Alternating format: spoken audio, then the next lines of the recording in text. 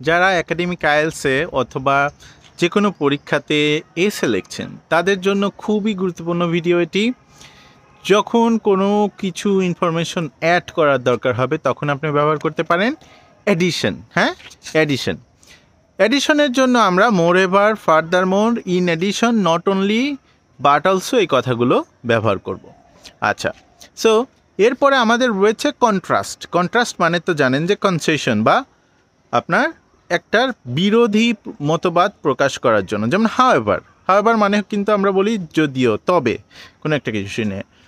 On the one hand, নেভারদ্যালেস, তারপরে conversely, বিপরীতভাবে, in contrast, এগুলো কিন্তু আমরা ব্যবহার করতে পারি।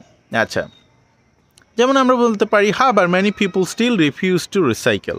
অনেকেই দেখা যাচ্ছে রিসাইকেল করছে না, সো এটা আমাদের একটা বিষয় আমরা বলতে পারি। আচ্ছা, কজ অ্যান্ড ইফেক্ট, যখন কোনো কারণ এবং ফলাফল দেখানোর জন্য আমরা কিন্তু বলতে পারি because of, due to, as a result, consequently, therefore, thereafter, hence, এগুলো কিন্তু এই কারণটা হিসেবে ব্যবহার করতে পারি। সো আমরা বলতে পারি as a result pollution level have increase dramatically, ফলস্বরূপ দূষণের মাত্রা নাটকীয়ভাবে বৃদ্ধি পেয়েছে। আচ্ছা, এখন আমরা কোনো এক্সাম্পল দিব। হ্যাঁ, যখন আমরা এক্সাম্পল দিব, যে ফর এক্সাম্পল হিসেবে তো আমরা এটা জানি, এটাকে আমরা একটু চেঞ্জ করে বললাম ফর ইনস্ট্যান্স। হ্যাঁ, ফর ইনস্ট্যান্স, টু ইলাস্ট্রেট মানে ব্যাখ্যা করতে, such as.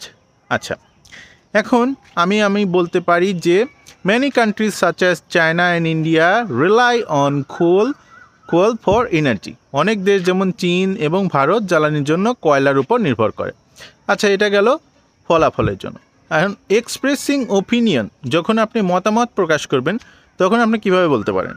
In my opinion, আমার মতে, আই বিলিভ দ্যাট, আমি বিশ্বাস করি যে, ফ্রম মাই পার্সপেক্টিভ, আমার দৃষ্টিকোণ থেকে, পার্সোনালি আই থিঙ্ক, ব্যক্তিগতভাবে আমি মনে করি, to make it seems that, ঠিক আছে, আমার কাছে যেটা মনে হয়, to me it seems that, আমার কাছে যেটা মনে হয়। আচ্ছা, in my opinion online education is highly beneficial, আমার মতে অনলাইনের শিক্ষা অত্যন্ত গুরুত্বপূর্ণ। আচ্ছা, এখন আমরা কম্প্যারিজনের ক্ষেত্রে আমি বলতে পারি, যখন কোনো তুলনা করবেন, হ্যাঁ, তুলনা করার জন্য আমরা ব্যবহার করতে পারি সিমিলারলি, লাইকওয়াইজ। সিমিলারলি মানে একইভাবে, কম্প্যারিজন করার ক্ষেত্রে আমরা কম্পেয়ার টু, তুলনায়, ইন দ্য সেম ওয়ে, একইভাবে। আচ্ছা, দেখতে পাচ্ছেন আমার সুন্দর বাগান, কি সুন্দর এখানে ফুলগুলো ফুটে আছে। So this is a beautiful flower. আচ্ছা, anyway, so similarly urban areas face serious air pollution issues, on the other hand we have a beautiful air in my village. Okay, so এরপরে আমরা কনক্লুশন মানে জানেন যে উপসংহার, তাই না?